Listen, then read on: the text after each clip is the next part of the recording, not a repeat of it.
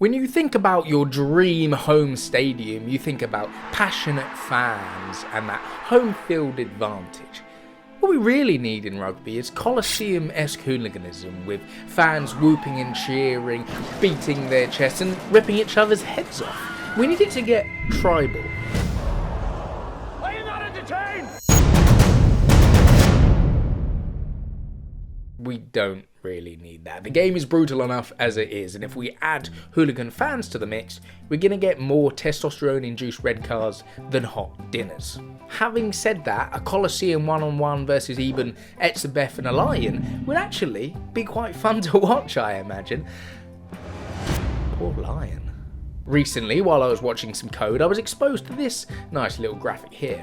Now, what surprised me wasn't the fact that the All Blacks had made Murrayfield their second home ground.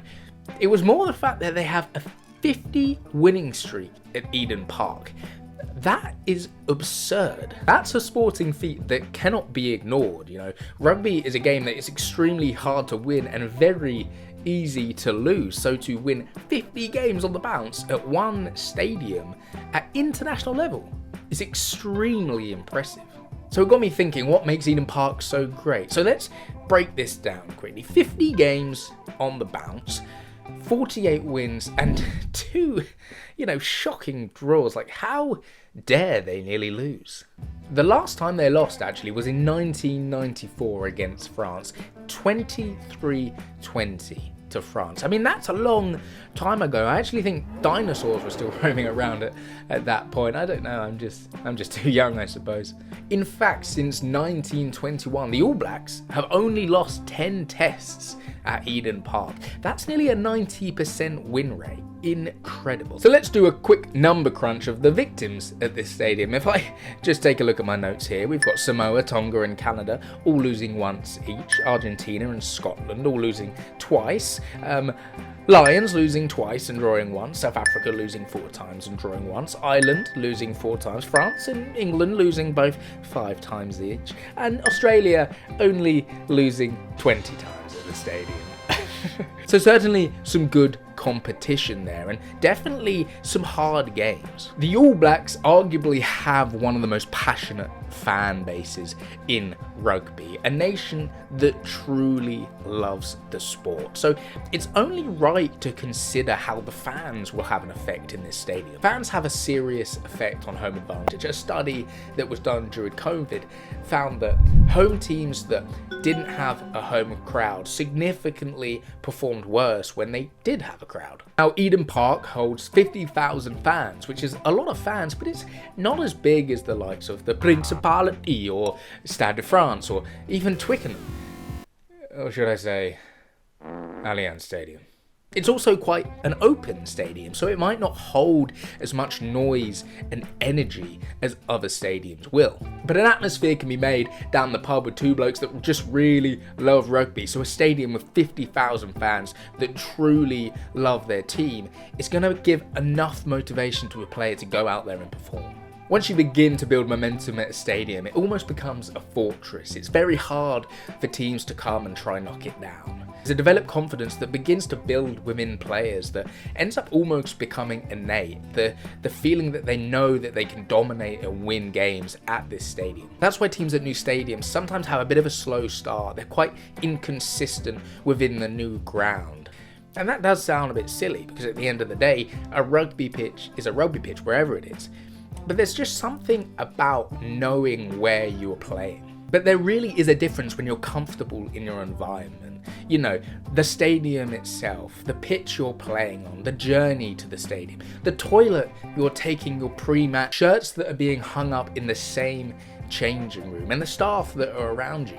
All these things make you feel comfortable, and with comfort and familiarity, it allows you to purely just focus on the game at hand. Let's consider what the opposition are thinking at this point. They're about to rock up to a gaff that their opposition hasn't lost at in 30 years. 30 years! That's got to be somewhat terrifying. But I understand that that might actually rile up some opposition, make them want to go there and spoil the party. But that hasn't worked in 50 games. So there must be something subconscious at play here. They must understand the Mount Everest of a challenge that's in their way. Of course, by no means does this mean that the All Blacks have already won the game. There's still 80 minutes to play, but it must just add some extra little nervous butterflies in the opposition pre-game. All the nerves in the world can affect your opposition, but at the end of the day, the pitch doesn't play the game. The All Blacks do. And the All Blacks have been one of the most dominant teams for ever.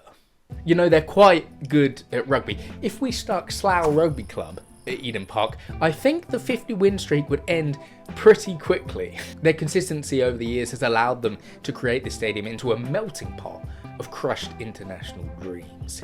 But even their more inconsistent lower periods of play is still considerably better than most international teams. So it just means that they've been able to make this stadium what it is. Which is interesting, because we clearly know that the All Blacks can lose at stadiums within their country. So it clearly means that there's something special about Eden Park. When you combine a team that has an established identity and knows how to win games with a stadium that they are confident they can dominate in, it creates a dangerous combination. And let me quickly address the elephant in the room, or should I say, the Springbok in the room. What if the All Blacks played the Springboks at Eden Park next week? I honestly don't know what would happen. It would be like flipping a coin. Either teams could win.